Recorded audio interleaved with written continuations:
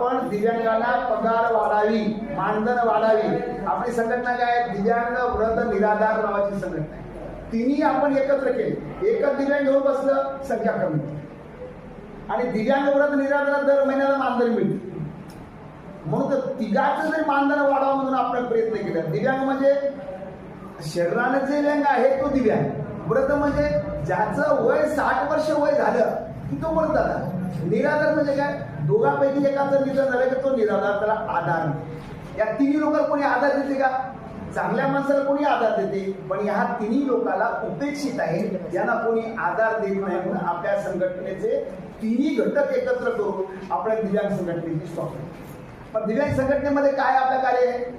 दिव्यांगावर कुठं अन्याय झाला ताबडतोब संघर्ष करणे, दिव्यांगाला हक्क मिळावा, न्याय मिळावा म्हणून सरकार दरबारी निवेदन देणे, मोर्चे काढणे, आंदोलन करणे, हा आपला उद्देश आहे। तर आम्ही आंदोलन कोणत्या कोणत्या प्रकारचे केले? आम्ही सनदशीर मार्गाने केलं, पण आजपर्यंत माझ्यावर एकही गुन्हा दाखल नाही, माझ्या दिव्यांगावर सुद्धा गुन्हा दाखल नाही। आम्ही सनदशीर मार्गाने केलं। आंदोलन कोणते केले हो? आंदोलन एवढे आंदोलन केले की आतापर्यंत नांदेडमध्ये 103 आंदोलन आहे। 103 आंदोलन पण हिंसक कधीच नाही, सनदशीर मार्ग। आंदोलन कोणते केले? उपोषण करणं आम्हाला सगळे माणसं, माझ्यासोबत माणसं आहेत, आम्ही काय करतो, बेमुदत धरणं, खायचं प्यायचं बस। आणि आपल्या नांदेड जरी उपोषण कोणी मरतच नाही। नांदेडमध्ये गुरुद्वारा असल्यामुळे आपल्याला गुरुद्वाराचं खूप सहकार्य मिळालं। आम्ही प्रत्येक दिवशी दिव्यांगाचं तिथं आंदोलन केलं, तिथं जेवायला वेळा मिळाला। आणि हे आंदोलन केलं, कोणतं आपलं टेबलवर आंदोलन केलं, अगोदर टेबलवर गेलं, शासनाच्या निर्देशनानुसार प्रशासनाला किंवा आमच्या दिव्यांगाचे हे प्रश्न आम्हाला सोडवा। टेबलवर आंदोलन झालं, पुन्हा नंतर खुर्चीला हार घालू आंदोलन झालं, पुन्हा गेट मधलं आंदोलन झालं।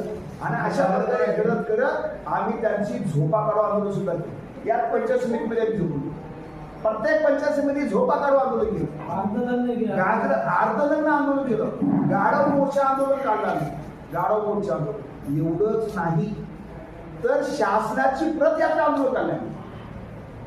तिघाच्या नावावर 3 मडके फोडायचं आंदोलन केलं। मडके फोडून काय करतात? तेरवी वाढतात। आम्ही तेरवी वाढायचा कार्यक्रम केला। कलेक्टरच्या दारामध्ये मुंडन आंदोलन केलं। मुंडन म्हणजे 180 लोकांना हुंड्या केल्या आहेत आणि आमच्या चपलीवर लिहिलं 3% जागा द्या।